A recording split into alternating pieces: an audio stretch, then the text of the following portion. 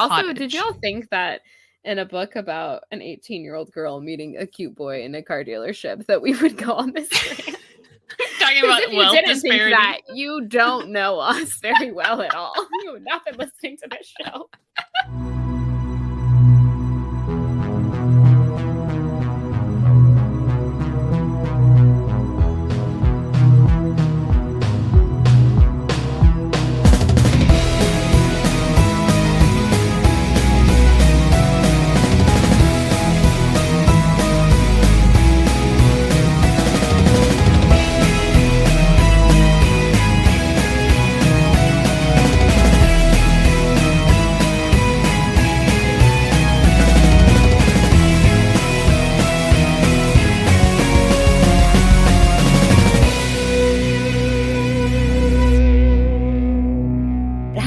Everyone, and welcome back to Hate Spinnerbait, the podcast where we hate spinnerbait, but we love a zip coke, especially when you use that zip coke to hurl it at someone who has wronged your friend.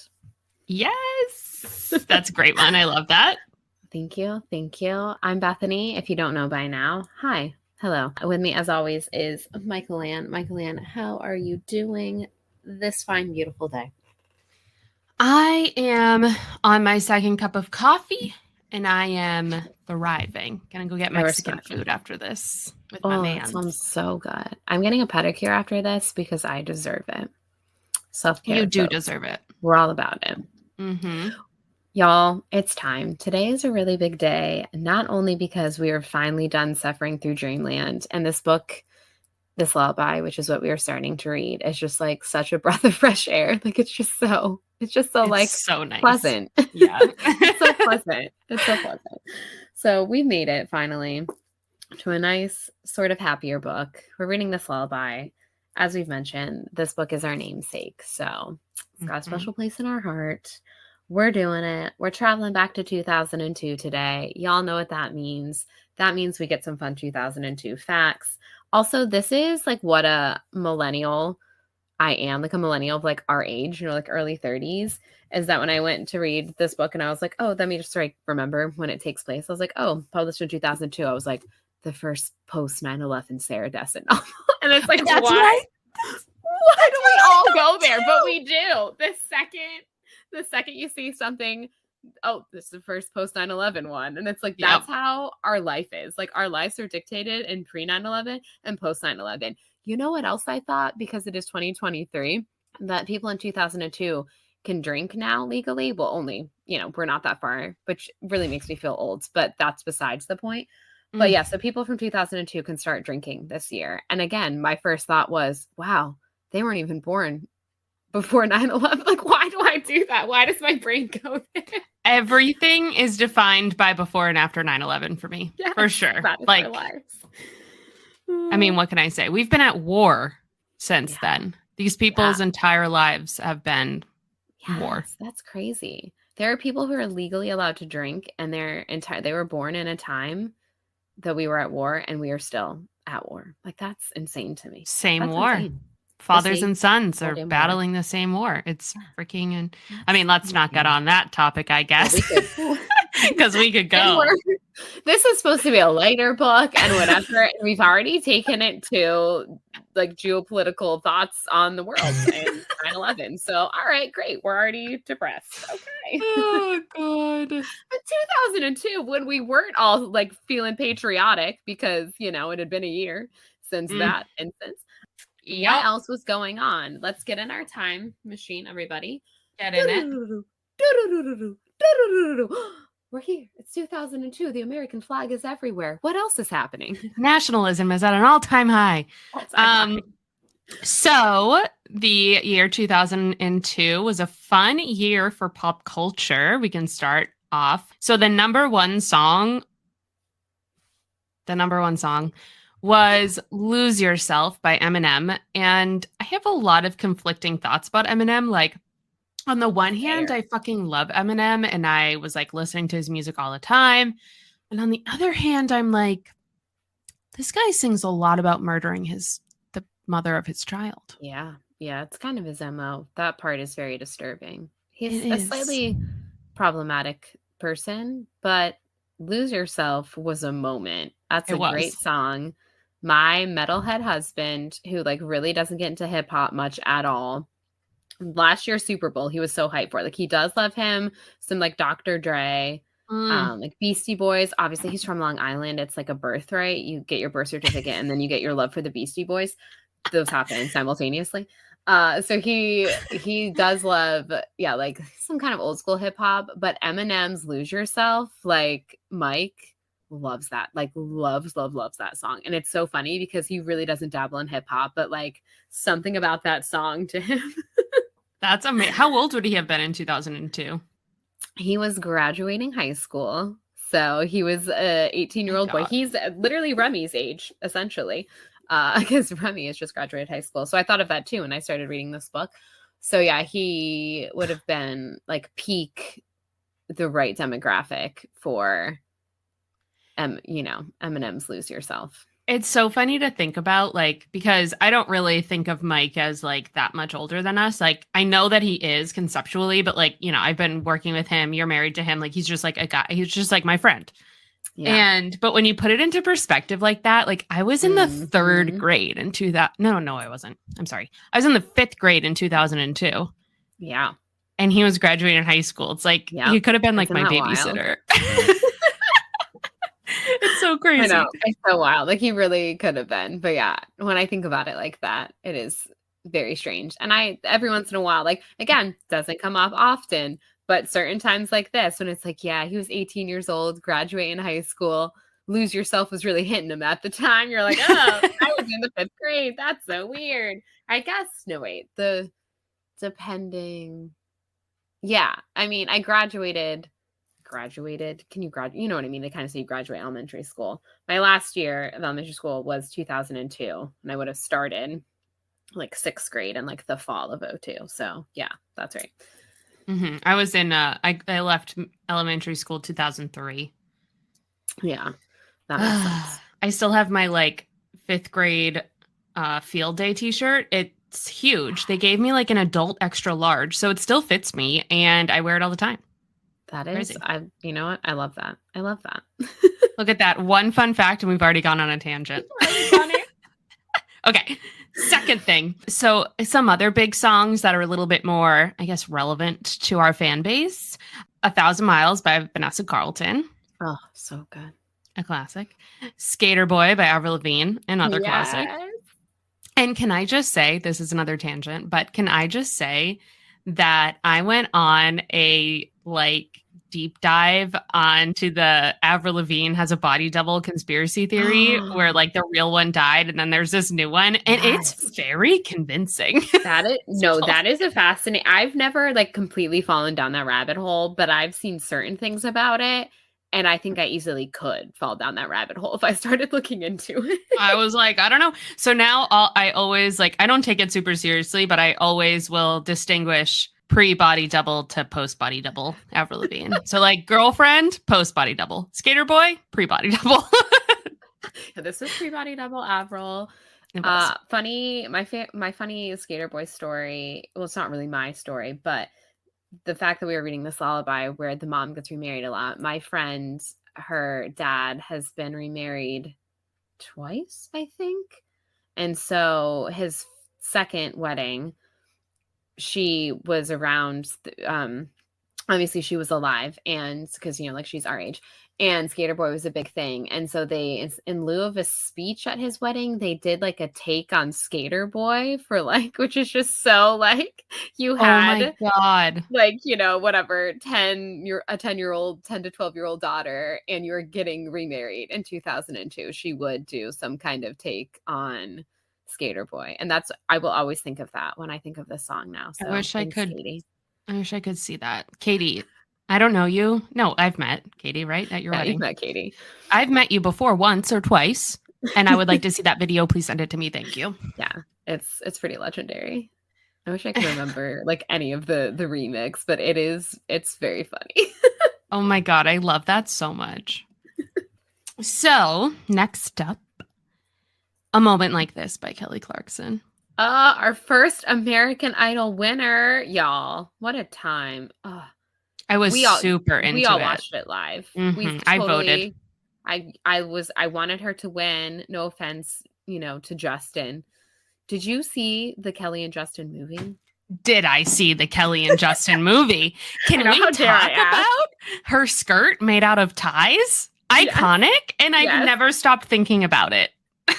You're like, do I still want one? Maybe. Every day. We can find one. There's got to be someone on Etsy who's made a cool, iconic. Yeah, I voted for Kelly Clarkson. I texted in me and my mom. I think we went, if I remember correctly, me and my mom and my sisters went to, they toured. Yeah, they did the American Idol tour, and we went to that, I'm pretty sure. If we didn't, then I watched it on TV or something. But absolutely amazing. Now I don't even, that show's still on, and it's for what reason? 5,000. It's been on 2 different networks. It was off the air for a little bit, then it came back. I'm like, who's still watching this? But that first season, God, we were all into it. Yeah, we were. It took us by. It was a chokehold moment. So some influential movies at the time. One of my favorites that I watched 4,000 times. My Big Fat Greek Wedding. Oh yeah, God, that was in the theaters forever. It was so good. It's actually on HBO Max, and I'm going to watch it this weekend. I think it's really good. The Lord of the Rings, Two Towers. So we got our my precious. You're welcome. And then it was memed to hell and back. I don't even think we didn't know the word meme in 2002, but it was memed to hell and back. It was memed. Yep. Lilo and Stitch, one of my other favorites. I loved that movie. So cute. So cute. Scooby-Doo, the live action, and the first Spider-Man, the first out of 500 Spider-Mans. Also iconic, though. Not iconic around the world. Iconic too much here at the top of this episode, but iconic. Iconic. Yeah, it was. I watched those movies with my dad constantly. It's one of my fave memories of me and my dad. I love those movies. So good. So, I mean, upon rewatch, some of the original trilogy, a little hokey, but for the time, it was very well done. And I was not a big superhero comic book person, and that moment changed my life. That is the moment I became a superhero fan. So thanks, 2002's Spider-Man. You changed my life a little bit. Yeah, same here. Okay, so this is where, let me actually go into some popular toys, and then we'll get into the crazy shit. So a couple popular toys, Ugly Dolls, which were there's no way to describe it other than ugly dolls. It was an ugly doll. Polly Pockets were doing a big, very influential they always have been, but now we have the, minifigures with the rubber clothes. I used to buy those on eBay you wouldn't believe. And then I don't know if you'll remember this. This came when I saw this on the internet. It came out of the deepest depths. Beyblade. Is it Bay BAE or Babe? BEY. Blade. BEY. I don't think I do. I'm gonna Google this right now. Yeah, Google it. You might not have been as weird as me. It's very possible. I was strange. I don't know. I was a pretty weird kid. I'm still a pretty weird kid. Wait, what is this? No, I don't think I know this. Oh my God. Yeah, they fought, and you pulled out the a zip tie, I guess, and it was and it went in circles, and then you would battle your friends, Beyblade. This looks fascinating. I'm a little sad I didn't get to do this. I now feel like I've missed out. Wait, I can still find some Target is still selling them? I need to go buy some. Oh shit, they're still a thing? Apparently, yeah. They are available on Target, Walmart, and at least online. I don't know if you went to a store if you could find it, but at least online it appears to be available. That's wild. The newest Beyblade Burst battle set in 2002. Huh. Wow. Crazy. Wow. Congratulations, Beyblade. It's been 21 years. So those are some big toys of the time. And now let's get into the crazy shit that happened during this year. Okay. Yes. Freedom fries.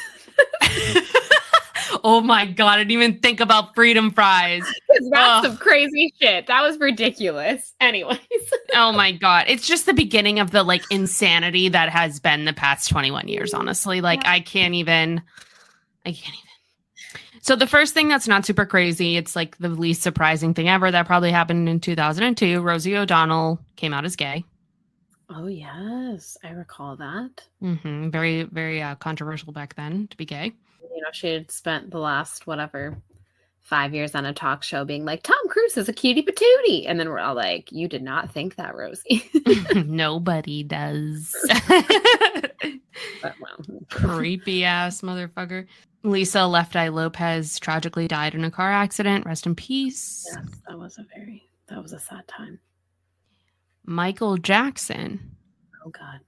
Held his baby over a railing. This was 2002. Oh, I didn't even, I knew it was early 2000s, but I didn't know when. Oh, man, that was what a time. Sorry, Blanket. I'm sorry for all of the trauma you're probably experiencing to this day. Yeah. Oof. Yikes. And then this is my favorite fun fact. Ted Williams had his head separated from his body to be frozen so that maybe he could come back to life later. What a weird, so many things. Okay, first of all, the whole freezing your body thing is, I don't know why that's been, there's always this person was put on ice, this person was put on ice, and I don't think half of them actually were. But first of all, to think that if you are frozen that you'll be able to come back is crazy enough. But then why do you separate your body from your head? What's that going to do? How does that help? That I think would only make things worse. You would think you would need both parts if you wanted to come back alive later in life. Definitely. Or later in the world. But I guess you only need your head. So interesting. Have you ever watched Futurama? No. I mean, I've seen an episode or two, but I haven't really watched it. I watched I think a couple seasons. I'm not sure. It's one of Andrew's favorite shows, so I remember watching it at one point. And they have an episode where it's a bunch of famous people's heads in jars and they can talk and stuff. And just I feel there's a couple, well, at least one episode of Doctor Who where it's in the future there's a ruler is just a head. So this is a weird sci-fi trope, I guess, is that you just need your head. Which, okay. Sure, I guess. You don't need a heart or spleen. Your brain is a very important part of functioning as a human being. Don't get me wrong. But yeah, you need your heart needs to be beating to make you alive. So why would you not need that part? I don't know. Sci-fi writers, explain me a thing. Please give me the lore. So that's what I have for 2002. Fun facts. Oh, what a year. So I always make fun of, speaking of my husband, who is, as we have mentioned in this episode and in other episodes, older than me. I always make fun of him because certain things that he likes, I'm just we get it. You're a boy who grew up in the 90s. He's obsessed with Kevin Smith and all that kind of stuff. And I'm yeah, we get it. You were a boy in the 90s. So I was talking to him because he always was well, you grew up in the 90s too. And I said, yeah, obviously, I did. But I was there's a difference. Your coming of age years is when I feel you can say I was a kid in the 90s. So yes, I quote unquote grew up in the 90s, but the early 2000s is the memories I have. You know what I mean? Those are the most important, the movies and the books and the pop culture and all of that. And the crazy things Michael Jackson putting a blanket over his baby and holding it over a balcony. Insane. Those are the things that stick with me. So I'm I'm a girl who grew up in the 2000s. So that's what he always says back to me. So the other night, for instance, we were talking about Bring It On. And he was we get it. You're a girl who grew up in the 2000s. And I'm that's my joke. But yeah, so I'm very excited because we are now officially in the books that obviously I've read the ones that we have previously read, the first 4, but those were all 90s, and then Dreamland was the first in the new millennium. But this is peak Destin. This is the peak time when I first got into her. This Lullaby was the second book I'd ever read from her. So this is very much right in my wheelhouse. The references, the whatever. Like, this is my time. Yeah. This is interesting. So we have decided, we're going to read the dedications. And this one actually doesn't have a dedication. It's just like these two quotes. Yeah. So that's kind of interesting. And then I was like, am I missing it? But no, I like really searched this book and I do not see a dedication anywheres. But we will read the two quotes, I guess. The first one is, in the depth of winter, I finally learned that within me there lay an invincible summer by Camus. I'm not even sure if I'm pronouncing that right. I think it's Camus. Something. I think I'm not sure. that's an author and that's just his last name. I was right. Albert. I can say it in my head, but then I try to say it out loud. Do you ever have that disconnect? Yes. All the time. Albert Camus. That sounds like it's probably correct. I'm certainly not going to tell you you're wrong because I don't know how to pronounce it. This is another situation where there's a reader like, come on, guys. Come on. Are you serious? I'm that person sometimes where I'm listening to something and I'm like, "Duh," and I just like yell it out. And I'm like, oh, how do you not know that? So I'm sure people are doing that to us all the time. And I'm sorry. But also, how much fun am I making your drive right now? I can't pronounce it and you're sitting there in traffic and you're yelling it out at me. So really, you're welcome. Also, join our Discord and you can just let us know how you pronounce it. Yeah. It's $3 a month. You could just yell at me for real then. Yeah, that'd be great. This book is basically set in the span of like 4 months. It's in the span of the summer between Remy graduating high school and going off to college. So we start the novel in the first month of the summer, which is June. Mm-hmm. A few things I noticed right off jump about this book is, first of all, this is the oldest protagonist we've had. She's 18. She graduated high school. She's like kind of living a more mature life, especially than like that summer, she was like freshly 15. So she was very young. And then the pacing of this book is much faster. Yes. Right. And this book is like extremely thematic. I can like picture every single scene in my head perfectly. Like, this should be a movie. I will write and direct it. If you want me to, Sarah, let me know. We're here. We're here for you. We're here. Mike Land's got a great treatment for This Lullaby. I'm there for moral support, maybe music supervisor. I've always wanted a music supervisor. I think that's like the coolest gig. You just get to pick songs from movies. Like, how does one get into that? Please let me know. So I'll be there to help out with that, especially this one, because like, what great music there would be for like a book with like musicians in it. And then I have a really great treatment for The Truth About Forever. So just call me for that one. I'll write and direct that one, and we're great. We've got this sorted. Awesome. We got this. Come on, Netflix. We're here for you, girl. Please, Netflix. I really think we've got this. Let's start a Twitter campaign. See if hi, I have no experience in directing a major film, but I think I could do this. I think I could do it. I'm available. I have an English degree.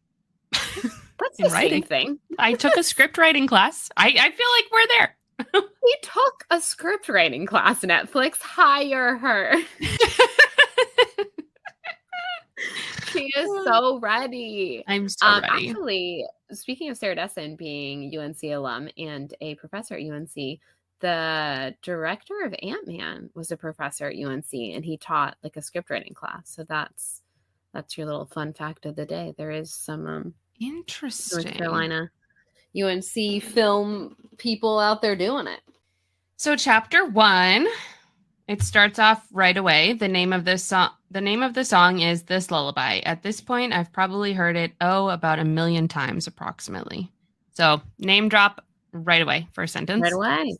Yeah, this is for sure the fastest name drop. I thought Dreamland dropped it fast, but first sentence, we get it here. And I am obsessed with this first, well, I guess only first 2 paragraphs, because that's the first paragraph. This is something that like very much sticks out. The very beginning of this novel and the very end of this novel, I have like committed to memory. Other parts in the middle get a little hazy, but this first paragraph, like first couple paragraphs, just instantly sucks me in and intrigues me, and I just love it, and I want that to be said.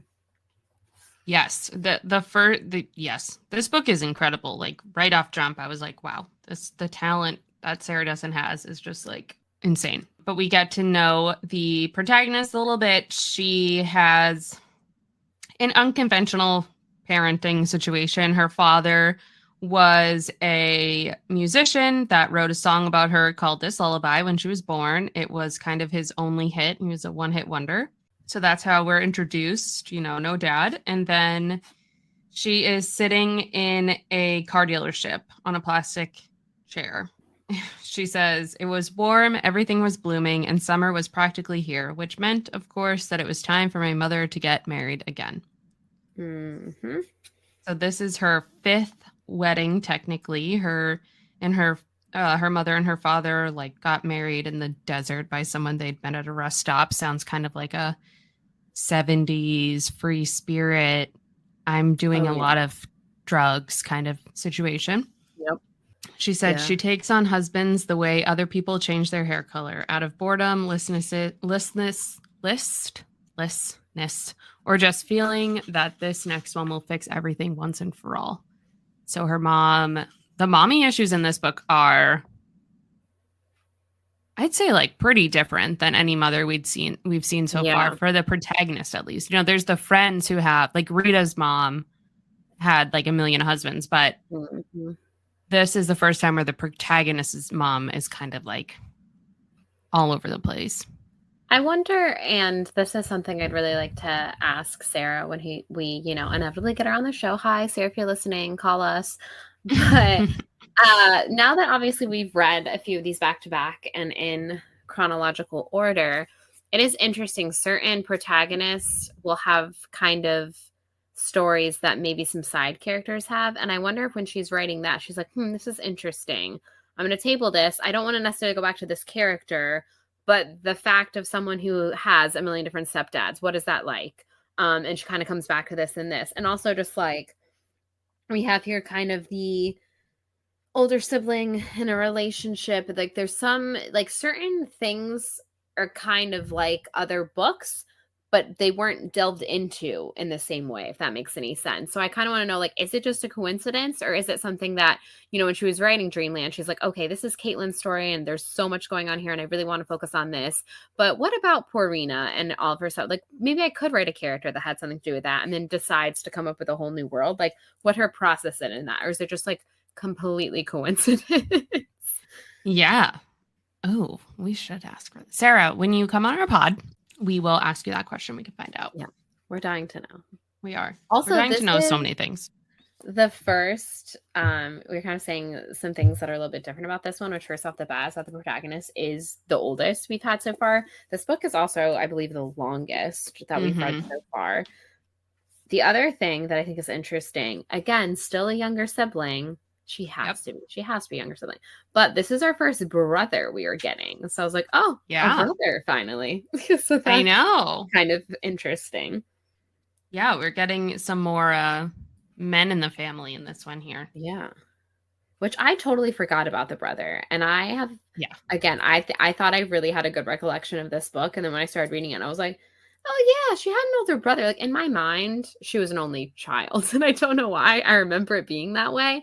Which then also poses the question, and they haven't gotten into it yet in the first 3 chapters, and maybe they do, but I believe her brother, they have the same mother and father, from my understanding of this book so far, and from what I can remember, which, again, I couldn't remember the brother, so don't quote me on this, but I think they have the same father.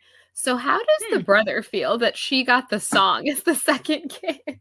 Maybe, though, the father was present for his birth. So he was not in a motel in Texas, whipping up a song. He was just like, hey, here's my son. I don't know. Also, I always feel like fathers getting their first daughter is always kind of a one of those things. Different.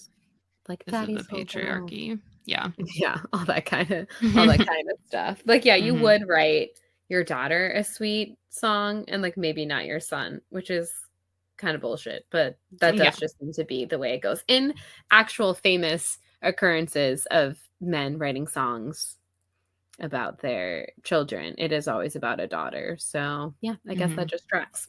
Yeah.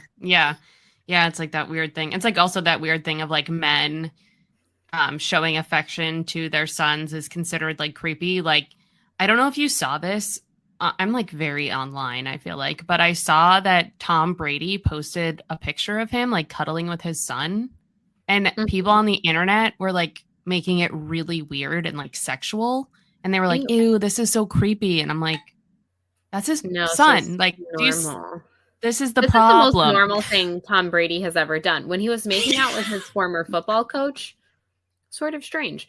I mean, hey, unless they were like into that. But What? okay, not really. But just when he was on the Patriots, like him and Bill Belichick, like it literally always looked like they were like kissing each other when he'd like go over the Oh, sidelines, like after like a big like, they won a game or something, won the Super Bowl.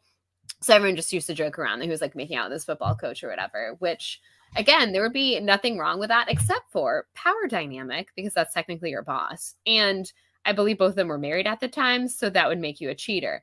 But if you just wanted to hook up with your football coach, right on.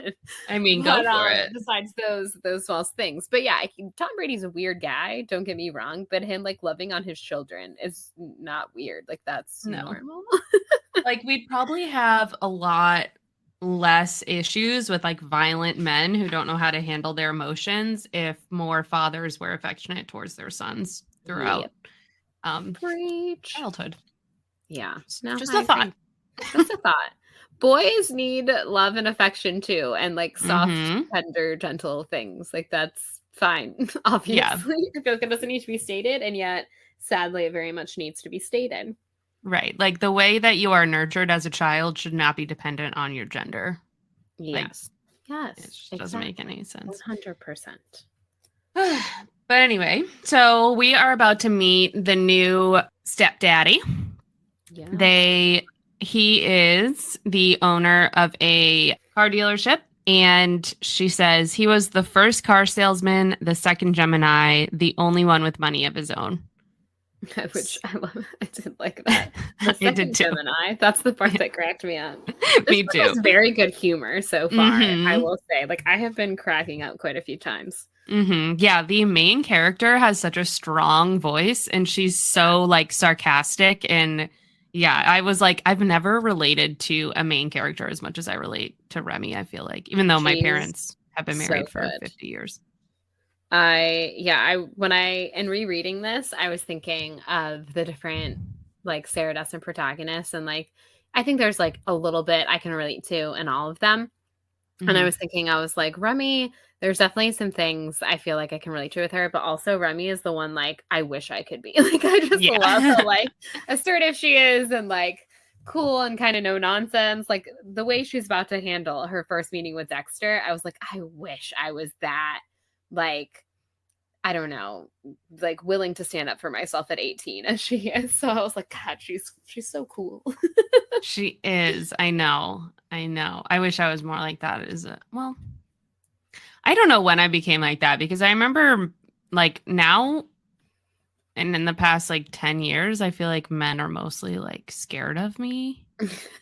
I mean, I can back that up. I think that's true. Yes. So clearly you've gotten there. I feel like I've gotten much more like assertive with stuff and like sticking up for myself. But yeah, I don't think I was like that good at it when I was a teenager. So rock on for people that figure that out that quickly. Yeah, my niece is like that, and she's like 13, and I'm like, hell yeah, girl. Yeah, she says here, she's talking about how they met, which was when Remy's mom wanted to buy a new car because Remy had just bought herself a new car, so she was like jealous or something. Kind of a weird dynamic there that we'll get into more. But so they met because her mom is kind of like flighty, kind of like just has a flair for the dramatics and is like, I'll take this car. And Remy is more like, no, we're going to talk to the salesman. We're going to get the price down. We're not going to just take the car at the face value. So she's talking about how she was talking to the salesman, asking him direct questions, which made him nervous.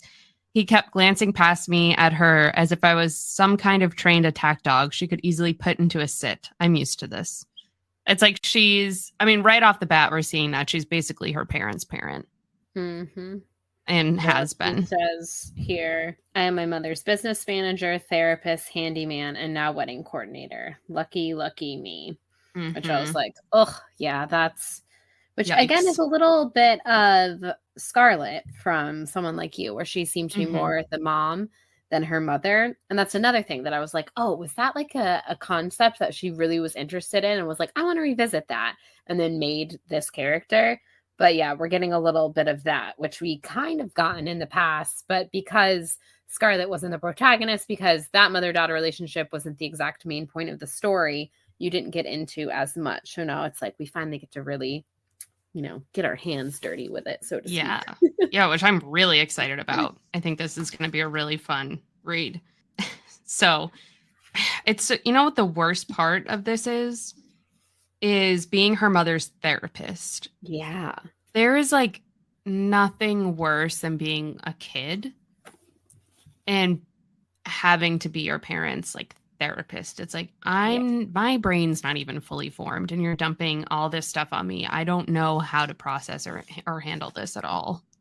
But obviously Remy figures it out. So she's I a know. boss I'm bitch. amazed she's like so. I mean, obviously she has her own hangups and stuff, but I'm amazed she's so like, like Together. able to function as she Yeah. can, considering like all the stuff she's kind of had dumped on her. I was like, wow. I'm amazed Hmm. how like with it you are, girlfriend. Yeah, she's like very organized, no nonsense. So Don is described as a portly guy with an ample stomach and a bit of a bald spot. The word doughy came to mind, but he adored my mother. So that's good at least. So we have kind of this like older, I picture him as like just a typical car salesman, random guy that's Yeah. just like, yeah, sure, I'll marry you. So she's talking to him about the wedding, just the last couple things she needs him to do, some money she needs from him to pay the caterer.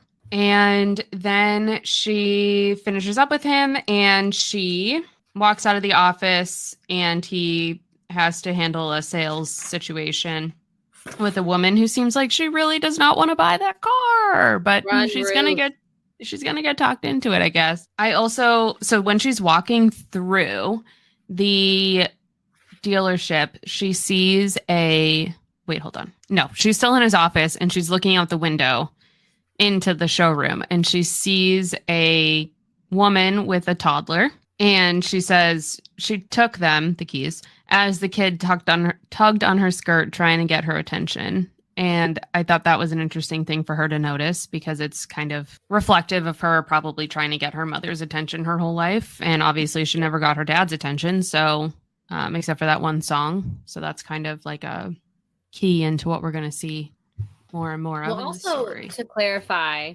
her dad is dead. So Yeah. like she literally can't get his, I don't, because I was like, did we Yeah. say that at the top? I mean, I'm sure most of you have read this, but yeah, he wasn't around the first whatever year or two of her life, had this hit song about her, even though he never met her, and then he passed away. So like Yeah. this song is literally all she has of this guy because she never got Yeah. to know him.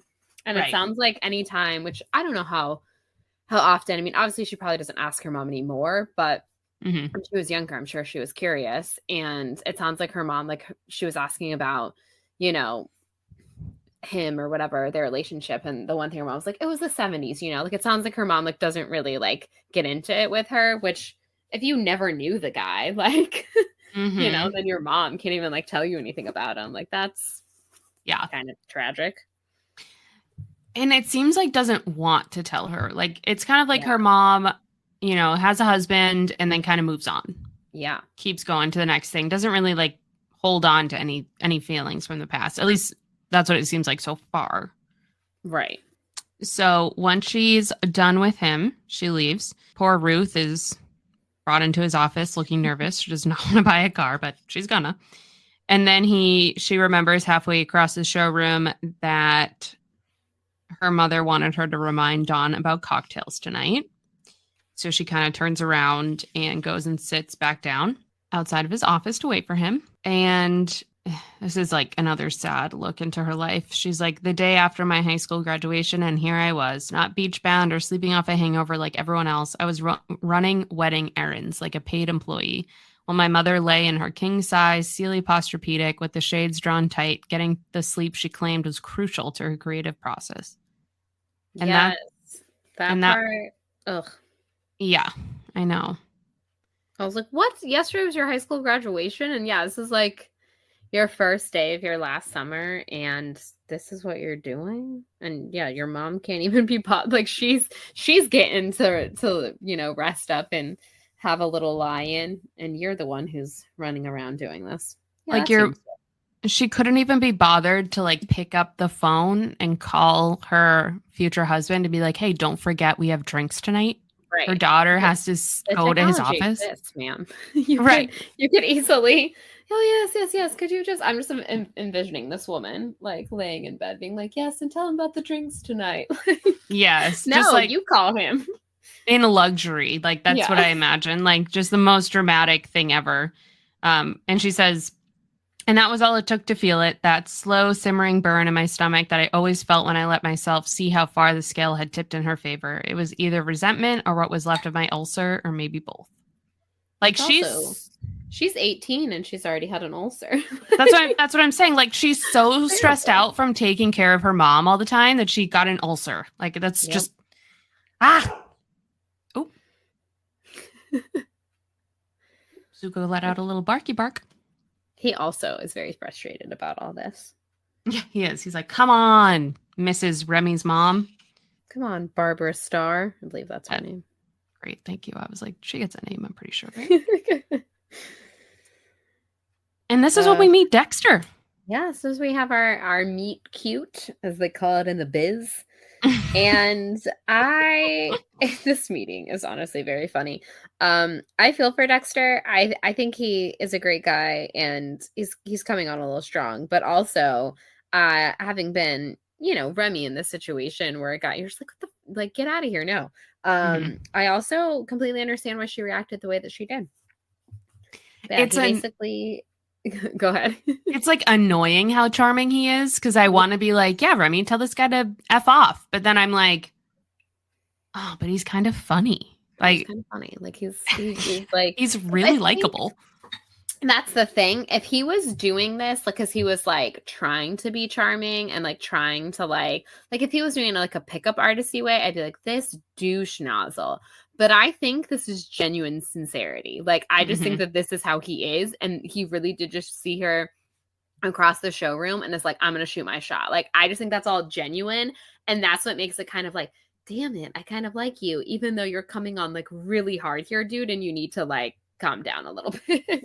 This is like so far the most likable love interest that we've had in a Descent novel, I think. Yes, for sure. Aw, Dexter. Bless him. Bless him. Yeah, he basically plops down next to her and he ends up like hitting the chair, which like hits her elbow and hurts, because anyone knows that when you hit your funny bone, it is anything but funny. So she was very pissed. So the first thing she literally says to him is, what the hell? Because she is very annoyed. And he just comes in like sunshine and rainbows and is basically like, the thing is, he said, as if he'd been discussing the weather road politics, I saw you out in the showroom. I was over by the tire display. I just thought to myself all of a sudden that he had something in common. Sorry. This was what I said. Sorry. I just thought to myself all of a sudden that we had something in common, a natural chemistry, if you will. And I had a feeling that something big was going to happen to both of us. There we were, in fact, meant to be together. Like, he just comes over and says that to her. And you're like, wow, dude, that's a lot. But I just think he really is like genuine about it. So it's just like, oh, it's kind of sweet, even though like, dude, calm down. Yeah. And then he goes on to see, like, she's like, you slam me into a wall. Like, what the hell?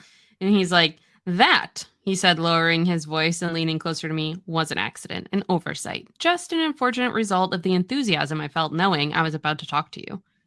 It's like, oh, he's like plays it off so well. He's so smooth. He's so smooth. He's so smooth. And yeah, she's all go away to him.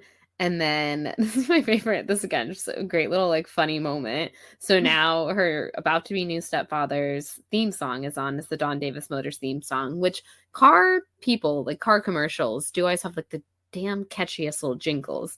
So he says that from now on and forever, he pointed up again, jabbing with his finger, this will be our song. Love that. And I was like, oh God. It's also funny because she's saying that the speaker was like popping as if close to short circuiting. And it was like hissing and like it sounds horrible. Like it doesn't even sound good. And he's like, this is our song. Yeah. I thought that was so funny. Like she is annoyed by the speaker and this dumb jingle. And he's like, this is our song. Like he's just like, he's just so like in the, romance of it all. And she's like, she literally says, oh, Jesus. Which, yeah, she is not having it at all. And then Dawn comes out of the office. So she tries to go like talk to him.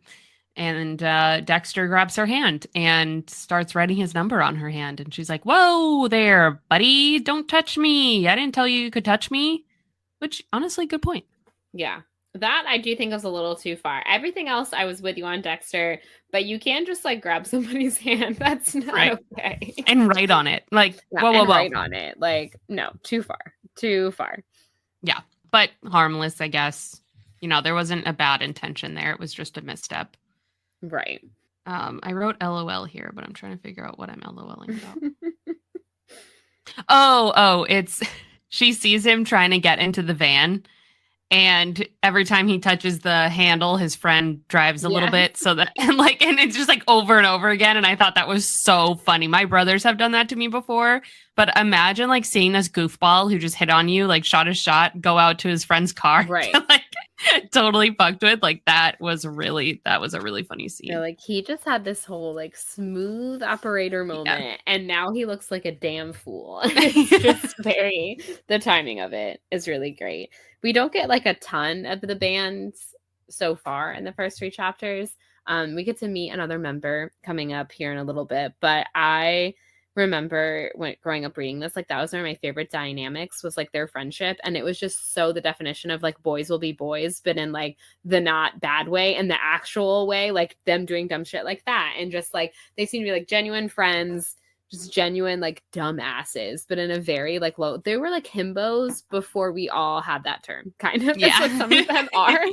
And I love them for it. Like they're just all very, I don't know, endearing to me. They are. So then she gets home and there's papers strewn all over the place because that's like her mother's process, I guess. She like writes and then rips it up or crunkles it up and starts over. So she starts picking up the pieces of paper and kind of reading them. And honestly, there's like a little snippet of her story in here. And I was like, I'd read this. Right? I was like, oh, I love a good romance novel. Yes. Yeah, especially like I'm a hard-working woman who loves a challenge, and I'm meeting this guy, and I'm rich, and he's rich. It's like, ooh, what a fun like place to put yourself in, because I'll never be rich. So true. So what a great magical world I can imagine if I was rich. Mm-hmm. Did you know, this is a tangent, I'm so sorry, y'all. Did you know that the wealth gap right now between the rich and the poor is actually worse than it was before the French Revolution in France? So what you're saying is Viva la Revolution, and we should 100% start riding in the streets, because I'm ready. Yeah. I'm ready to overthrow some, but we don't have a monarchy, but I'm ready to like overthrow some people. Yeah. Like I was, because it like really hit me how, I mean, it always hits me how much of a gap there is because I'm living with my mother-in-law and I'm like struggling through life. And then like Kylie fucking Jenner is wearing like a lion's head on her shirt at a friggin' fashion show, and Doja Cat is covering herself in red crystals. It's like hand put on, like what? Like you're just sitting here like freaking out over my $200 cell phone bill while these women are out here living like that. Like, God, right? It's like, I know. It depresses me when you have to sit there and be like, okay, I spent, like, I was thinking about when I went to pick up my prescriptions the last time, which obviously are for a decent, like, it's like a 3-month, whatever. So that way you're not like constantly having to refill your prescription. You pay it, you don't have to worry about it for 3 months. And most of the time, my prescriptions, also, this is the most like I'm in my 30s because I'm like, my prescriptions, all the medicine I'm on. But most of my things aren't all at the same time. I go to get it done. But the last time I went and did it, I had like 2 prescriptions to fill at the same time. So they're both 90-day prescriptions. And they told me the price, and it wasn't even that unreasonable, y'all. Like, it wasn't like, that's $3,000. Like, I have good insurance. Like, and the one thing I get is a generic medication. And they told me the price, and I was like, Jesus. like I was like, okay, yeah, I'll pay that. But then, oh God. And then you like start like budgeting in your mind, like all the things you have to spend in the next week, and it like stresses you out. And then, yeah, like people out there are just like taking their private jet to go get whatever sushi in Japan for the day. Right. Yeah, and you're like, fuck you. Yeah, you're like seeing Elon Musk, and I hate to say it, Taylor Swift, taking like 10-minute airplane rides, and you're like, are you kidding me right now? Like, it makes me so mad. First of all, screw you and your richness. Second of all, do you hate the environment? That is not necessary to be taking a private jet for literally no reason. For no reason. Right. Like, and that's the other thing is like, the planet is dying around us, and you guys are you have like Elon Musk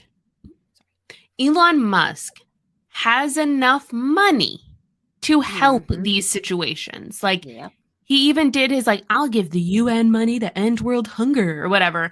And that would have cost him less money than his stupid fucking buying Twitter cost. Yep. And he didn't do it, but he bought Twitter because he doesn't like that people can make fun of him. Can you imagine, like, having that kind of money, and instead of being like, look at all the good I could do with this money, look at the housing I could provide people, look at the food I could give people, I could provide clean. Again, there are people in this country that don't have clean water. Like, get the fuck out of here. And instead of being like, I can make sure everyone in this country and probably the world has clean water, you're like, I'm going to buy Twitter because I'm mad when people pick on me. Like, I can't fathom that. Like, I have very thin skin, but not thin enough that I'd be like, I'm going to pick that over ending world hunger. Right. Like, if I had that much money, like Lizzo tweeted the other day and was like, what would you do if you suddenly became rich? And I'm like, pay off all of my debts and all of my friends' debts. Yeah. Like, my first thought is always like, I could help my sister, my middle sister, Sarah, worked very, very hard to become an occupational therapist, and she is really great at her job, but that put her in a hell of a lot of debt, because if you go into any kind of school, especially anything in the medical field that you're going to need more years in school, it costs a lot of money. And my first thought is always like, man, if I like were to get any kind of lump sum of money, I would like pay off any debts that I had, and like me and like Mike had or anything. And then I was like, I would pay off my sister's student loans. Like, that'd be the first thing I did. And I was like, what a world we live in. Like, that's your first thought when you get a lump sum of money, is not like, I would go to Europe for like some extravagant thing. It's like, I just want to pay off my family's student loans. Yeah. I just want to pay off my debts and maybe buy my own house. That's I don't even need anything. Sure. Like 3 bedrooms max. Like, I'm not talking anything like crazy. Mansion. I'm talking like a standard house. Also, did y'all think that in a book about an 18-year-old girl meeting a cute boy in a car dealership that we would go on this rant? Talking about wealth disparity. That, you don't know us very well at all. You have not been listening to this show. I know.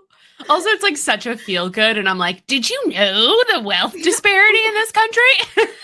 Again, twice we have been like, they're like, oh my God, this is going to be so much lighter. And then immediately I brought up 9/11, and now we're talking about disparity. This is really hard. This is supposed to be lighter, happier. At the end of the day, we are millennials, and our lives is our happy. This is just, it's just what it is, people. Yeah. And also, again, like, I'm not saying I'm like a minimalist by any means. Like, I love shopping. Same. It's a problem, actually. And I do. But like, that's the thing. When I think about getting rich, it isn't like, oh, and then I could buy, like all these fancy designer brands. I'd be like, oh, I just like wouldn't have to budget for the next time I made my Her Universe purchase. Like, I could just go buy. Yeah. I'm like I need a new pair of American Eagle leggings so bad. And I'm just like, I don't know how to spend this $38 on these leggings. Like, I would just buy American Eagle clothing, and I don't need anything crazy. Right. And I would continue driving my little Honda Civic. I would just buy like a newer one every, years or whatever, few years. Yeah. But I wouldn't suddenly be like, I need to go buy I don't know, like a Tesla or something, I would just be No. like, First of all, do you want to blow up in the middle of the fucking highway? No. Exactly. And I will say, I had a Honda Civic the entire time I was living in Florida. I love my Honda Civic. I traded it in for a Honda CRV, and I continue to love it. Hondas are great. This is your I sign. will never buy something that isn't a Honda, I think, for the rest of my life. Like, once you go Honda, you don't go back. Remy drives a Honda Civic. She's a smart girl. Oh, she's a smart girl. So, yeah, here we are in the fantasy of being rich with Barbara Starr's romance novels, I guess, to get back into this book now that we've fantasized about paying off debts and friends and family student upgrading loans. our Honda Civics. Yeah. I just want everyone to know, if Michael and I ever become rich in a time where we could just, upgrade our Honda Civics every 5 years or whatever. What a dream. What a dream.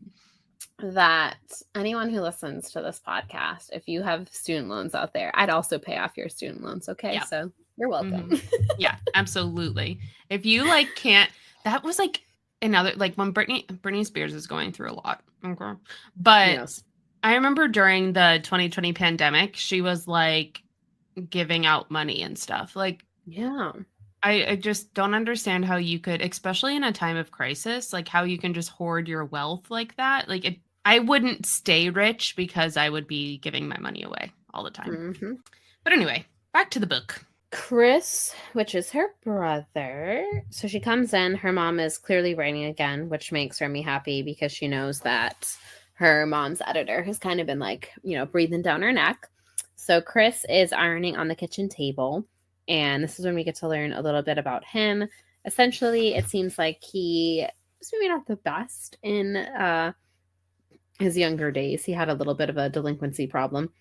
He had a few breaking and entries, which were plea bargained, 1 DWI, dismissed, and 1 possession of a controlled substance, community service, and a big fine, but just by the skin of his teeth. But the party bus did him in, and he did jail time. Only 3 months, but it scared him enough to shape up and get a job at the local Jiffy Lube, where he met Jennifer Ann, where she brought her Saturn in for a 30,000-mile checkup.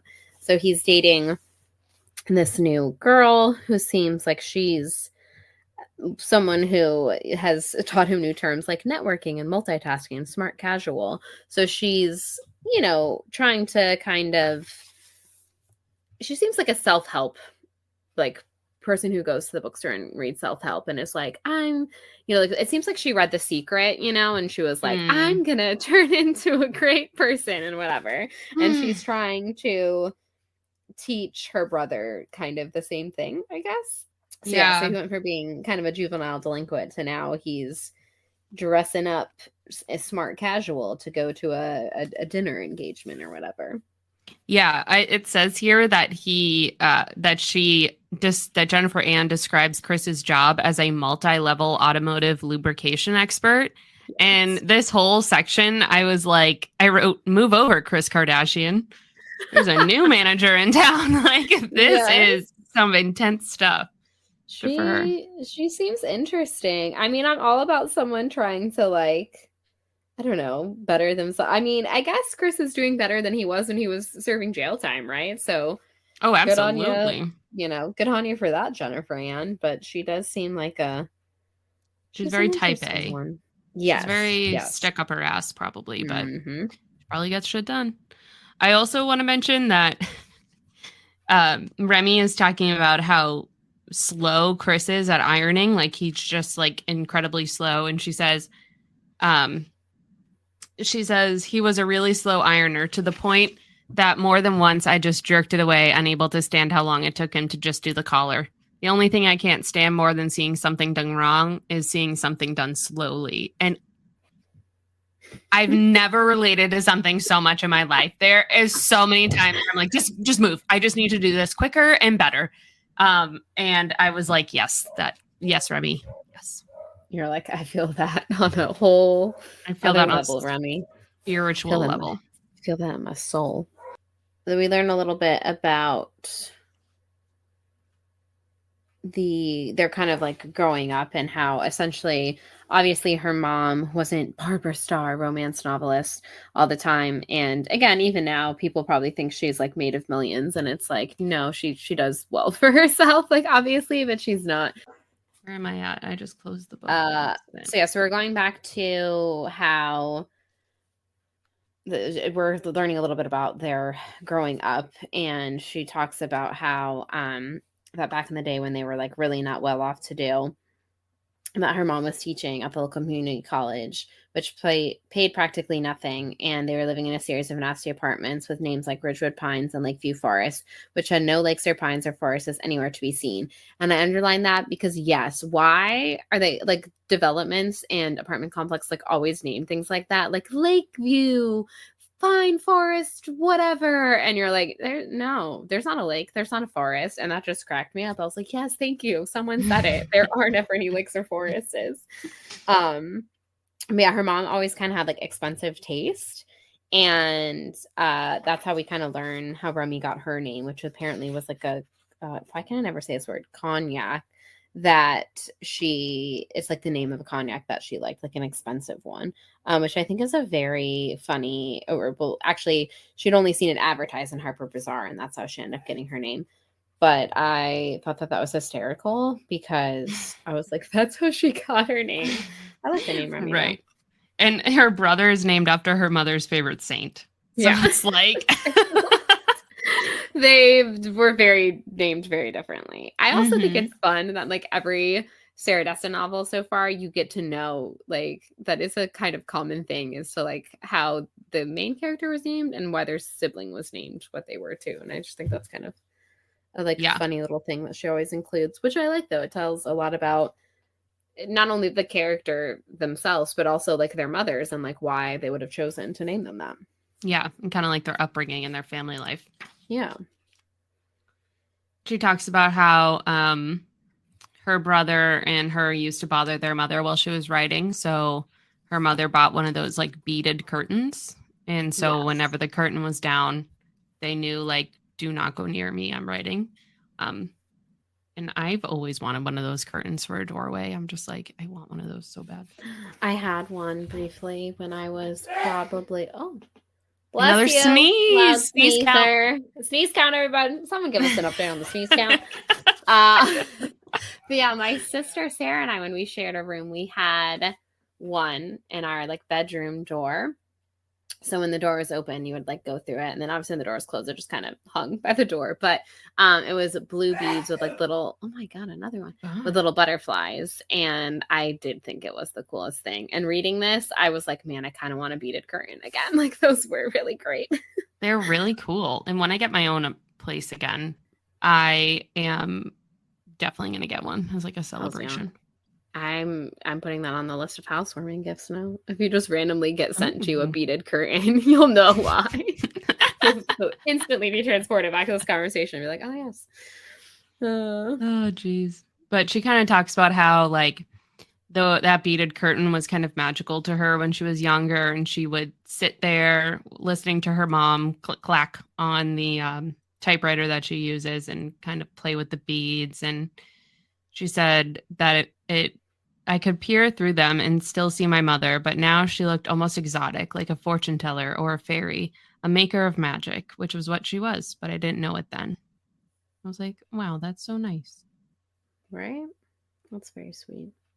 And she talks about how the sound of her mom click-clacking on her typewriter was a song of her youth, which again, beautiful. Wow, we only made it through chapter 1. Wow, I know. Yeah, we have only made it through the first chapter, and we are over an hour into recording. Typical. Okay. Typical. Chapter 2. Let's hit it. Chapter 2. So it starts off with Remy saying it was time to jump Jonathan, which is when we get to learn quite a few things here in chapter 2. We get to meet like her little girl group of friends, which love that. And we get to learn kind of Remy's like outlook on dating. Which honestly I think is fair. Like she is about to go cross country to Stanford. she doesn't seem like she's that serious about this guy. The more we kind of get to learn about Jonathan in this chapter, the more I'm like, oh yeah, why are you still with him? Please break up with him. Yeah. And yeah, I mean, I think this is a common thing when you're ending high school, that unless it's like a very serious relationship where you're willing to give it a go long distance, it is kind of almost like, you know what, this is our last summer. Let's just go ahead and rip the Band-Aid off now. Yeah. And then, you know, we can both like enjoy our time and go off to college with a fresh start. Yeah. So yeah, but Lisa, who's one of her friends, is kind of feeling a little bit bad for Jonathan, because she's all like, you know, he's just like going about his life and you're about to like break his little heart tonight. But that doesn't quite end up being the case. There's a little bit of a plot twist. But yeah, they're kind of getting ready to go out tonight. This is where we get to meet Lisa. We get to meet Chloe and Jess. Jess is like the longest running of the friends. Not the longest running, you know what I mean? The longest relationship out of all the friends. Oh, geez, whatever I even said. So we kind of get to learn a little about their history. And this is where we also get to learn about their kind of tradition of meeting up at the Quik Zip. They get their nectar of the gods, as Remy calls it, which is either a Zip Coke or a Zip Diet Coke, whichever of their choice. And then they all kind of like meet up, plan out their night. And then it seems like they kind of all wind up back in the same place inevitably. So in this chapter, we're kind of just like getting ready to go out and meeting up at the Quik Zip, where we get to kind of meet all of the girls. A few things from this first couple pages. First of all, they're talking about Mr. Mitchell, which is a teacher who stares at everyone's boobs. What the fuck? Why is that so common? I was actually looking up the teacher from my high school who got fired for sending nudes to students on LinkedIn the other day, and I'm happy to report he does not work with children. That is a relief. And also she's talking about like her bedroom, and she says that my mother's house was usually in chaos, so my room had always been the only place I could keep the way I chose, which was in order, perfectly organized, everything where I could easily find it. So it's like she like requires that sense of control and that sense of orderliness. And it's because really, from my opinion, her mom is like so chaotic and their lives have been so chaotic, both romantically and just in general. And so she's like, I need somewhere where I can chill. Yeah. Like her room is the one thing she has control over in her life, which is pretty sad. Also, her and Jess kind of have this similarity. Well, in a way where they both had to grow up really fast. People thought Jess was mean, but they were wrong. Her mom had died when they were young, and she kind of had to raise her little brothers while her dad worked full time. And it says Jess didn't get to be a kid anymore. And I feel like neither did Remy. Right. You know, both of them kind of had their childhoods taken from them. Jess had to raise her little brothers, and Remy had to raise her mom. Yeah. basically what it sounds like to me. Oh. So when we're at the Quik Zip, we meet one of her friends, Chloe. Yes. Who is fat phobic as fuck. She's so mean to Jess. She's like, is that diet? Like, bitch, watch yourself before you wreck yourself. So Chloe and Jess seem to definitely have an interesting relationship. And Remy was kind of discussing how the four of them, that essentially they seem to get along best when they're kind of like making fun of her in like a loving way. I want to be clear. But like Jess and Chloe, like Chloe seems to be actually like legitimately mean to Jess, which I don't respect. I'm like, be a little nicer, Chloe, with your fashion and your little airplane bottles of liquor or whatever, because your mom's a flight attendant. You could be a little bit nicer. So yeah, she was saying that, well, obviously they're all friends, that there's some interesting dynamics going on in their little group of friends. I also highlighted this. This is not like really an important character study on any of them, but she talks about how Lisa has a sweet tooth, and same. And she says that she was the only person she knew who could discern between Raisinets and chocolate covered raisins. There was a difference. Yes, there is. Okay. As someone who loves chocolate covered raisins and Raisinets, 100%. If you put a blindfold on me and I did a blind taste test right now, I could tell you what is a chocolate covered raisin. I could tell you what is Raisinette, and I could tell you what is Sun-Maid, which AMC, AMC, I love you, sponsor us. AMC theaters, for some reason, that is what they sell. They don't sell Raisinets at their concessions. It's Sun-Maid, but I cannot find Sun-Maid chocolate covered raisins like anywhere out in stores. So I find that strange. But anywho, there's a difference between that flavor, the Raisinette flavor, and then like a generic chocolate covered raisin. So yeah, I'm with Lisa. Okay, Remy, don't throw shade. There is a difference. There is a difference. Also, I just realized that I kept saying that this book is thematic, and I think what I'm really trying to say is cinematic. There you go. Yes, that's the word. Term that I think cinematic. You're looking for. Yes, both. I wrote it here. It's cinematic. Yes, it's everything. Yeah, Netflix. When this movie is made, I'm so excited to see like the quick zip and them like meeting up here. And just all of that. I'm into it. I'm super into it. Oh, so Lissa? Oh, is it Lissa? I think you might be right. I think I was just pronouncing it Lisa, but I think you are 100% correct because it wouldn't have two S's if it was Lisa. Yeah, I think it's Lissa. So she's had the same boyfriend for a while. She lost her virginity to him. They're going to college together. So she's going to go meet up with him at a burger joint, I believe. And the rest of the girls are going to go to the spot, they call it, which is basically a plot of land that Chloe's dad. I believe so, yeah. Yes, it was her dad when they got divorced. That was like the only spot that he didn't sell off. And there's just a trampoline out there. And so they go out there and they lay in the trampoline and it's like a cute little thing. I could like really, this scene is what really, I was like, wow, this is so descriptive. Like I could feel myself 18 years old in like the early evening with my friends chilling under the stars in the suburbs. Like I could really feel and see this scene so well. And I was just like, wow, this I'm nervous about this becoming a movie though, because what if they don't do it right? That's why I need to do it. Hire her, Netflix. I'm here. For This Lullaby. No, this 100% though, like this chapter, like this scene in this chapter anyways, I mean really the whole chapter, I instantly was transported back to, there is just something so big and also so magical about the summer between high school and college, because you're on this really big precipice of something, you know, like you are about to all, like your group of friends is not your group of friends anymore after this. You know what I mean? Like, there are, obviously I'm still friends with a lot of people that I went to high school with, but it's like, it's not that same dynamic anymore. And like, that is your last hurrah. And everything about this just captured that feeling to me, like being 18 and you're old enough to, like maybe sneak your mom's little tiny airplane bottles of liquor and you're old enough to get into a club, but you're not like really that old. Like you don't really have responsibilities yet. And it just, I don't know, summed it up so like perfectly. Yeah. Just these like women laying on a trampoline under the summer sky, you know? My friends and I had like several different groups of friends, but one of my groups of friends, we did have a trampoline that we like hung out on all the time. So it was like, oh my gosh, I don't have all of the friends that I hung out with religiously, like every day, my summer in between senior year and college. I don't talk to any one of those people anymore. Right. Yeah. Like none of them. So it's like, it's such a magical time that you like can really take advantage, take for granted if you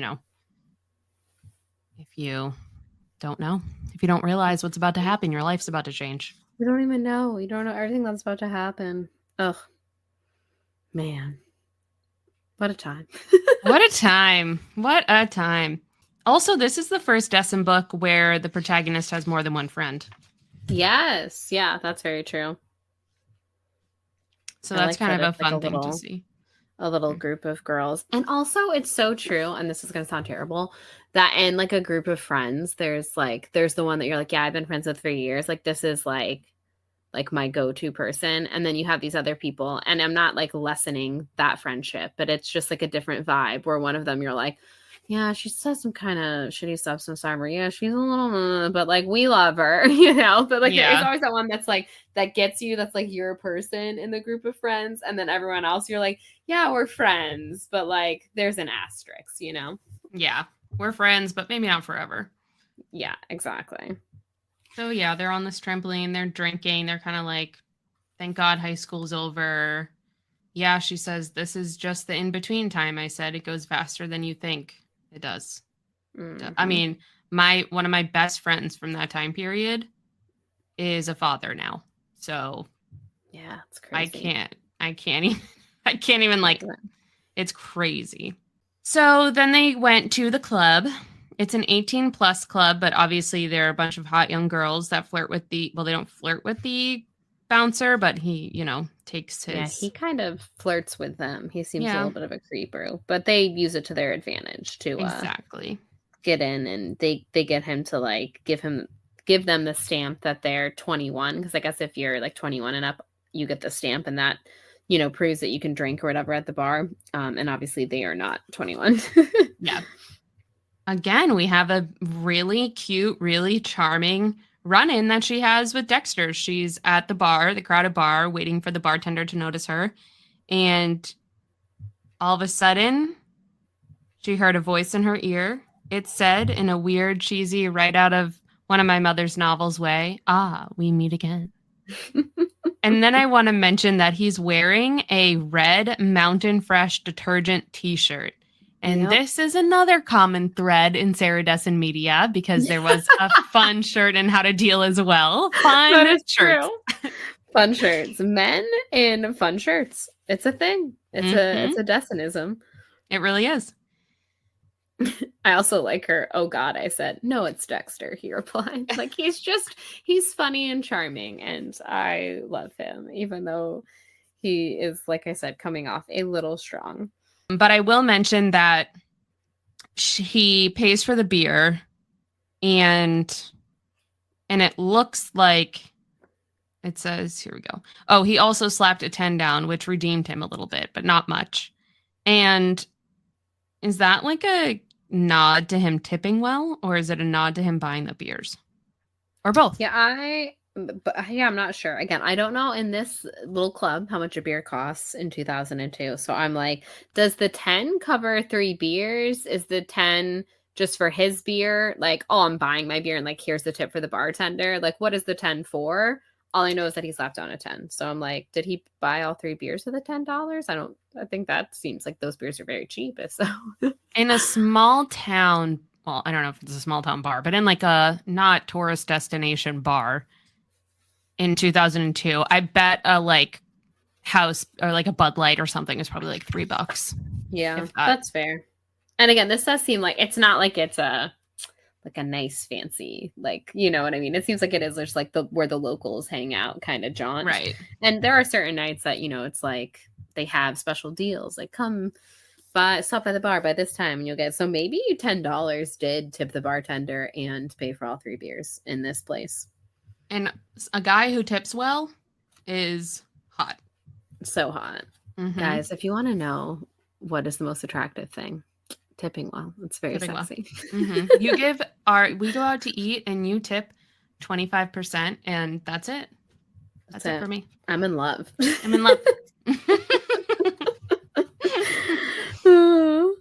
So anyway, he like pays for their beer, and then she tries to walk away back to her friends, and he kind of follows her.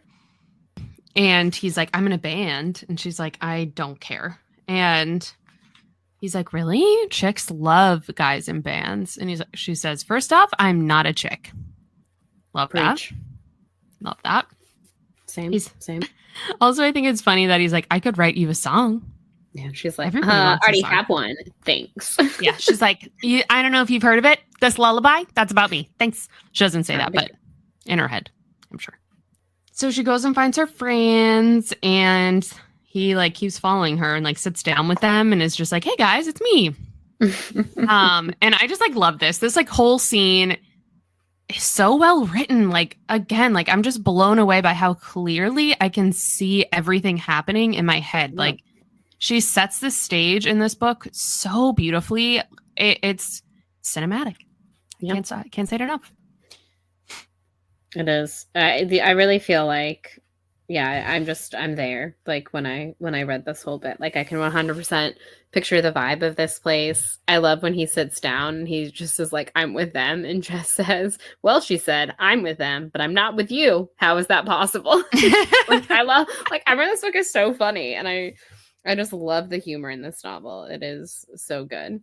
I love how these women, so we've seen kind of in the past, like the past protagonists have been kind of unsure of themselves, kind of going towards like an older woman as like an example of what they should be, Caitlin and Cass and etc. And sneeze count. And God. 4 sneezes. And in this book, it's like these girls are those girls. Like they are sure of themselves. They get that guy at Clarendon. Right. Honestly. Yo, dude, take some allergy meds. Clarendon, sponsor us. But yeah, they're just so sure of themselves, and they're so confident, and they just like take no shit. And I just really love that about this book. It has just such a different feel from her past novels. And in my vanity drawer, left drawer, there is some allergy meds. No, yes, getting back to the book, I 100% agree with that.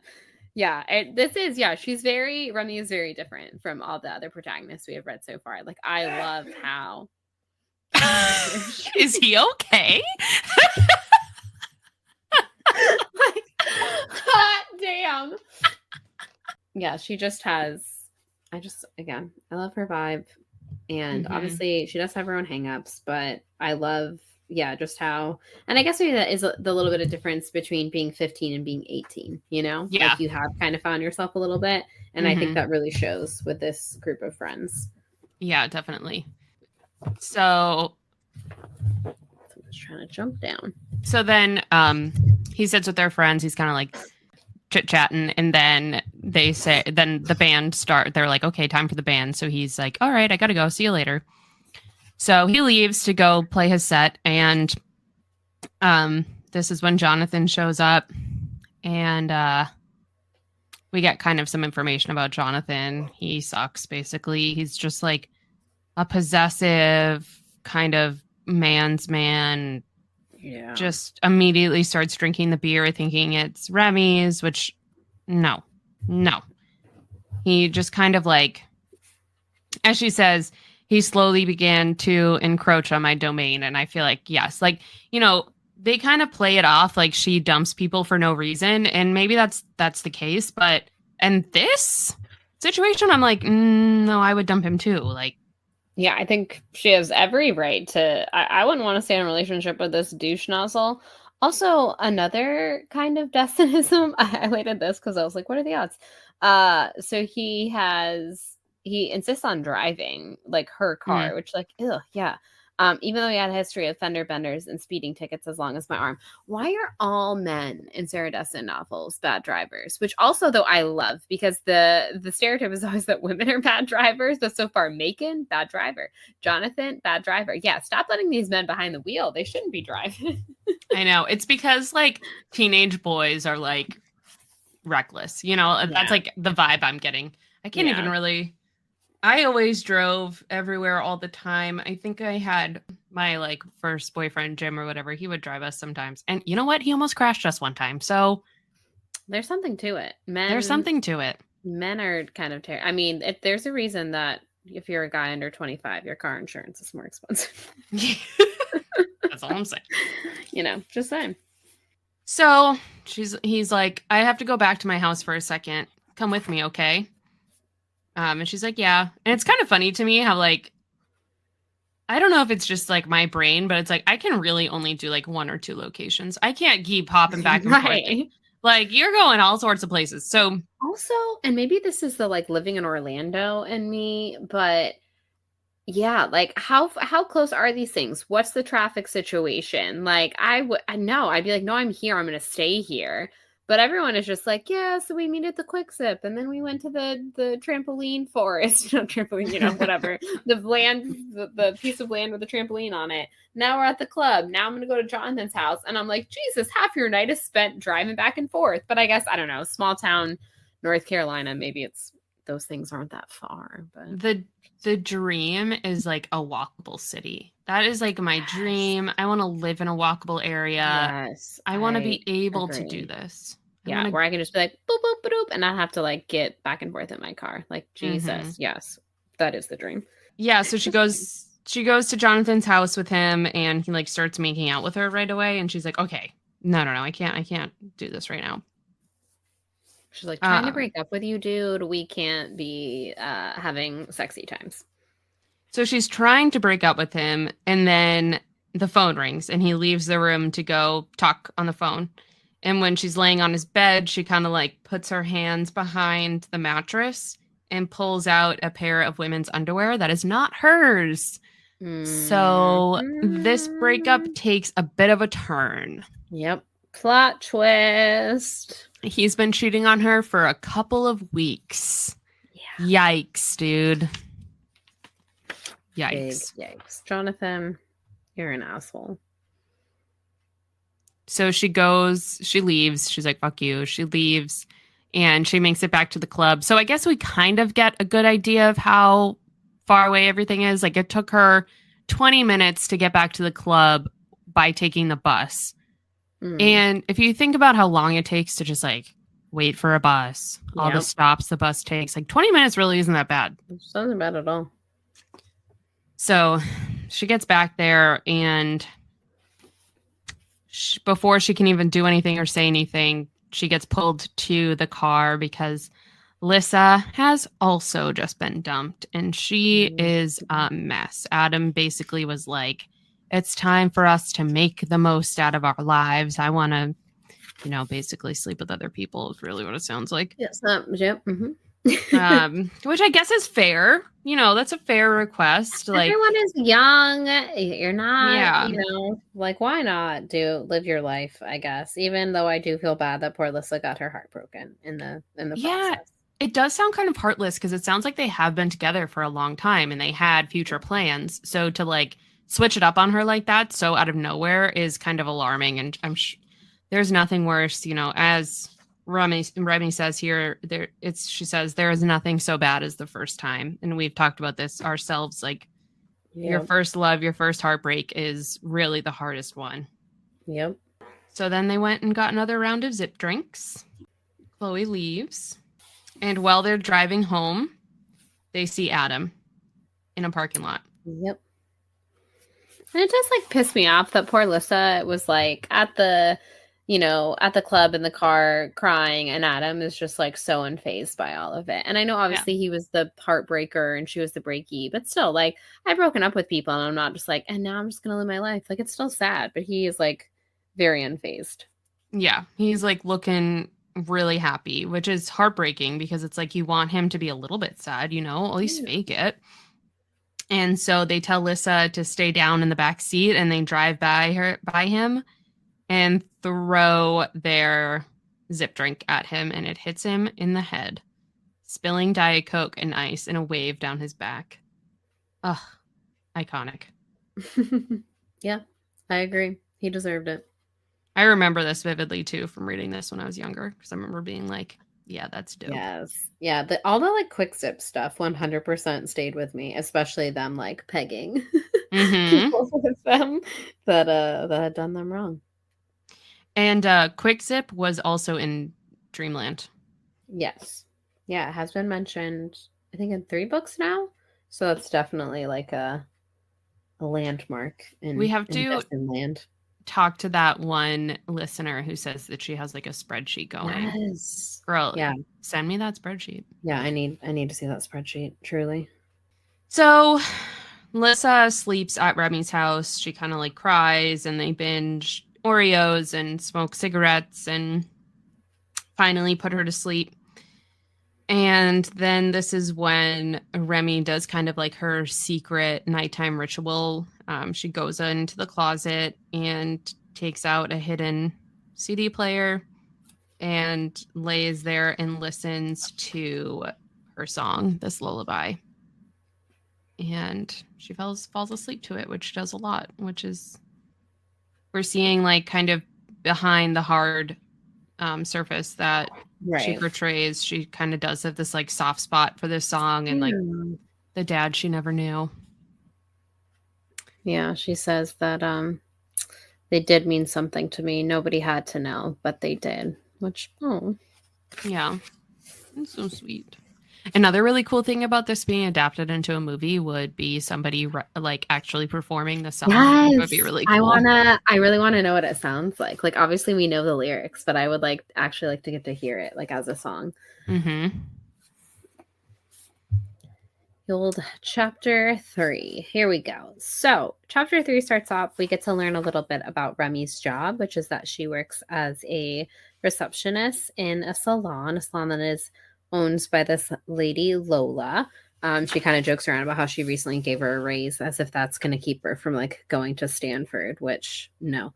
And we learn a little bit about the history of why she got the job, which is that she wanted to buy the car. As we've mentioned, she bought a new car, which is how her mom ended up meeting Dawn because she was jealous of her buying a new car. So she, started looking at consumer reports. Again, she is just like so much, she's a very like old soul, like wiser than her age. Like the way she handled going about buying her first car, which just seemed very, again, like pragmatic, and she's just very like practical and that kind of, neat and tidy type of person, as we've kind of learned about her so far. So she says that she, saved up all this money from when she was babysitting and Christmas money and whatever. And that was enough to go put down a down payment. But then, of course, when you have a car payment, you're like, oh, shoot, I need a job. So she ends up getting this job and she has been working there ever since. And she's kind of great at being a receptionist because she says that she's used to these people, these women who, it's kind of all about them because that's what her mom is like. So when someone calls up and is like, hey, I need to make an appointment last minute, she's, good at kind of handling them. Mm-hmm. Yeah, she would be a great hostess at a restaurant. Yes. Oh my God, she really would. Remy, get on it. Yeah, so and then she sees a white van pull up outside, and she thinks to herself, like, "Oh boy, here come the Mormons." I love that part. Yeah, me too. I thought that was so funny. But then she finds out that it's a guy. He wants a job, and she's like, "Well, we're not hiring, and you're a dude." And he's like, "Well, let me fill out an application anyway."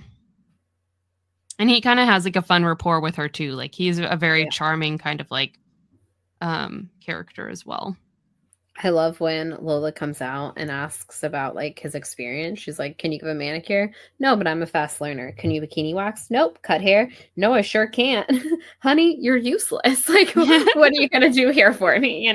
But I love his confidence, which again, white guy, they're always confident. Like he just went in there and was like, I'm going to apply anyways. Like, why not? And it does work. Like he's so like charming and just sure of himself that Lola's like, you know what? Like, you're no good to me, but right down the way in this little shopping center, there's a coffee shop and that person owes me a favor. So like that could be your, your shot. I also like that. So he says that there are musicians who've come down for Virginia for the summer and they're all trying to find day jobs. So yeah, so basically Dexter and this guy, they call him Ringo. We do learn later, this is John, I believe. There's a few of them. I'm a little hazy on who else who, but I'm pretty sure this one is John. Of course, I remembered the redhead because, we got to stick solidarity. Mm-hmm. And also because, I love Ed Sheeran, my Ginger King. So he kind of gives me, but anyhow, so Lola asks him, like, what do you play or whatever? And he says drums. So she says like Ringo. So that's why they're like calling him that right now. And I love this part though. And he's like, exactly. He grinned and added in a lower voice, they always put the redhead guy in the back. Otherwise all the ladies would be on me, which he says in a very like, self-deprecating kind of sense of humor. But listen, redheads are hot. And I think that Kieran is so attractive. And so, yeah, I'm just saying, I probably would think that he is the cutest member of the band. So he's right. I will say Rupert Grint is very cute as well. Right? Mm-hmm. Yeah, there's some cute gingers out there. Gingers need love too, y'all. That's all I gotta say. Mm-hmm. So then she's like, let's go, Ringo. I'm going to get you this job. And then he goes up to Remy and he goes, he's still talking about you. And of course, he's talking about Dexter. He says, you're officially a challenge. He'll never give up. And she's just like, ugh, this guy, this freaking guy. She is not pleased about that. So then she kind of talks about how it's been a week since she broke up with Jonathan. He was calling at first, but then he stopped. And she's just like, whatever.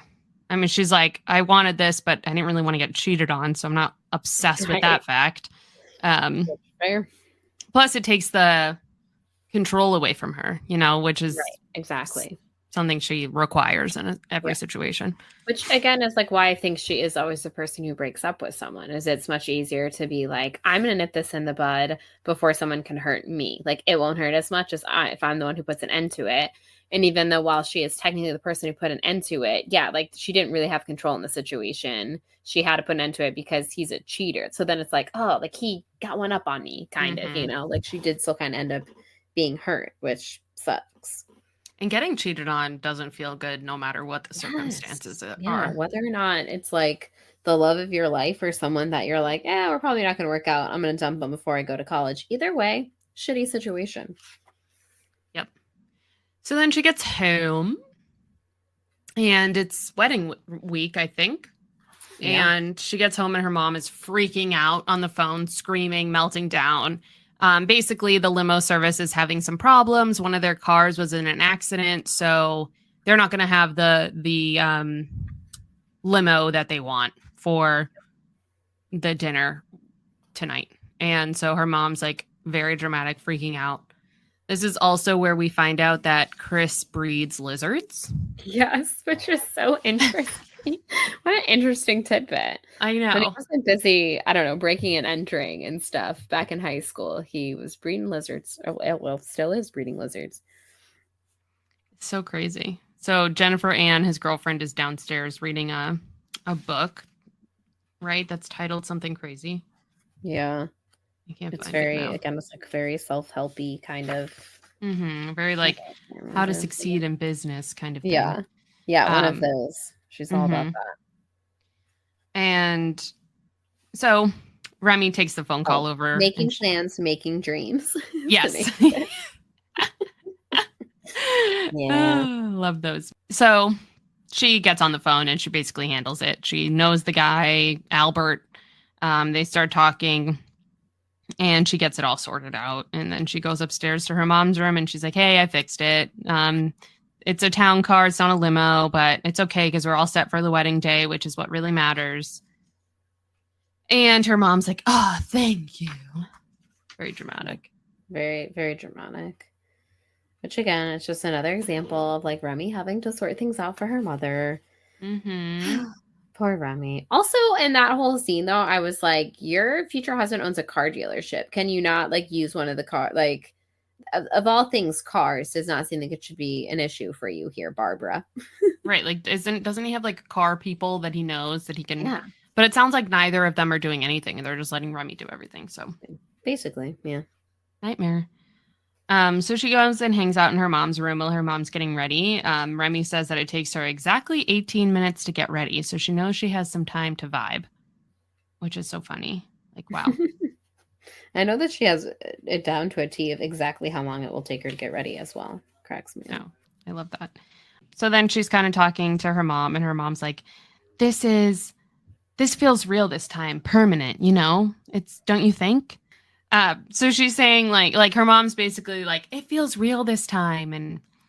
And Remy basically says that they do this all the time. Like it's every, like, not the first time I've heard this one. Yeah. And Remy says here, I had no illusions about love anymore. It came, it went, it left casualties or it didn't. People weren't meant to be together forever, regardless of what the songs say.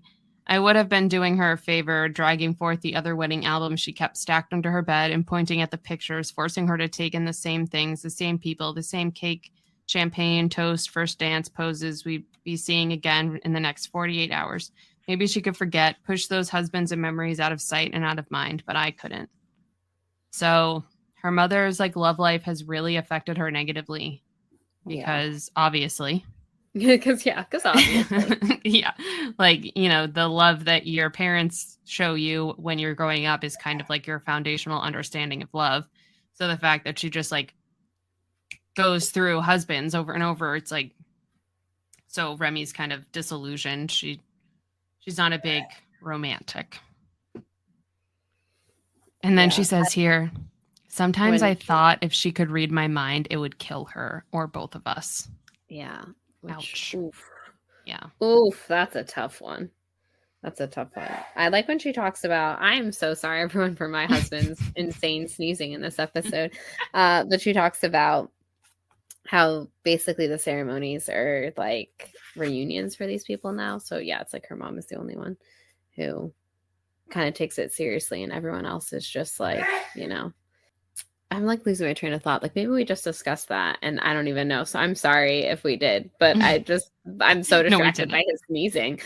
But anywho, so yeah, just massive oof on all of this. And I can't imagine just having to have that conversation with your mom over like this time it's going to be different. This time we're going to be happy. And you're just like, yeah, I've heard that before, you know, and having to, yeah, not like dampen her happiness. Cause you like, don't want to be like mean to your mom and like make her feel like, you know, she's, you know, like wrong. But yeah, having to like keep that to yourself, knowing deep down that like, yeah, this one's probably not going to work out either, Mom. Also, can you imagine planning and throwing a wedding more than once? Jesus Christ, no. That seems like actual hell. That would be my version of hell, I think. I am so like everyone's like, "Oh my god, how's wedding planning going?" And I'm like, I wish I could have hired someone to do this for me because I'm not about it. I'm like 6 months out, almost 5 months out. It's going to come to the day and I'm going to be like, yeah, I still don't have all the things I need. But you need a Remy. Like her mom is probably okay with doing this because like she says, she picks out the fun bits. Like she picks out her dress and the flowers, which actually flowers is kind of stressful, but fun overall. And then like Remy does everything else. So it's like, yeah, of course her mom is okay with getting married multiple times because she hasn't had to do all the annoying, god awful parts of it. Right. Yeah. Cannot imagine having to do that again. No. So then she leaves her room to go get ready, and Chris calls her into his room to have her watch one of the lizards, the only one that survived, cracking out of its shell and being born. And I'm like, is Chris on the autism spectrum? You know, maybe. Also, and we can discuss this more because we've only read the first 3 chapters and we have gone pretty long. But people that I have some potential theories about, and again, I can't remember like little small details, but I'm like, is Jess queer coded or is that just me? Am I the only one picking up on that when they like talk about like everyone dating and how basically she doesn't? And I'm just like, is she not dating because she just like, whatever, doesn't have the time? Or is she not dating because she would like to be, you know, like it's 2002 and it's North Carolina and maybe she doesn't, like maybe Jess is about to go to college and like become her best self, you know? That's all I'm saying. She kind of seems queer too because she's like kind of like a tough bitch. Yeah, which, you know, again, like not to stereotype, but like there's something about like the little bit we've read of her so far. I was like, am I the only picking up on like Jess being potentially queer coded in this? And that might just be me reading it in 2023. And, you know, and like maybe Sarah Destin had no intentions of having that be that at all. But as one of my other favorite authors, John Green, once said, books belong to their readers. And this reader is thinking maybe Jess is about to go to college and have her sexual awakening. And she's about to go move in with a nice girl and 3 cats and live her best life. Yeah. Oh, I like that for her, actually. So that's so nice. That's just what I'm headcanning, but I don't know. Another read. Woman that kind of like helps her continue to raise her brothers and stuff. Oh my god, I love that. Right? Like so cute. I love that. How cute would that be? I'd be happy for Jess. I'm just saying. So me too. That's just things I've picked up on. Yeah, her brother. Yeah, like maybe her brother is, and our version of the first 3 chapters we've made this already. We're like, well, her brother might be on the autism spectrum, which right on, man. And Jess could potentially be a lesbian. So those are just my thoughts. That's in my mind. You know what? I'm here for those thoughts. I'm signing up on that. I like it. I like it so far. We like Dexter. We love Remy, even though we feel bad for her for having to shoulder all of her mother's crap. And yeah, I think Jess is really going to thrive in college is what I'm getting down to here, or whatnot. I don't know. Did they say she was going away to college? The rest of them, it was like they kind of we know where Remy's going. I don't really know what's going on with the other girls. I assume that they're probably Lissa is staying local. She's going to the local college. Oh, that's right. They did say she was going to the local university. She was supposed to go with Adam, but now obviously they're kaputs. I don't know what's going on with Chloe and Jess, but whatever they're doing. I bet Jess won't be able to go because she's probably still of her brothers. Right. Poor Jess. She deserves to get to go off and have her sexual awakening. No. You know what? She's still going to, no matter what. She's going to end up happy in the end, so it's good for her. She is. All right, guys. We did it. That's the first 3 chapters. We're here. We're in 2002. We're living our best lives. And I can't wait to see. We're only in June, the beginning of June. So I can't wait to see what the rest of the summer holds, because I'm 31 and my memory's already going. So I vaguely remember. I mostly remember what the summer holds, but there are bits I certainly don't. I'm very excited to keep reading. And we will discuss a tentative schedule and release that shortly here. It's probably already going to be released by the time that we post this. That you are listening to this. But this is one of our longer ones. So this is probably going to be 4 or 5 parts, honestly, because Dreamland was 4 parts and it was much shorter. So prepare for, I hope y'all love this lullaby, because you're going to be hearing about it for a few weeks. Facts. Thanks for listening, everyone.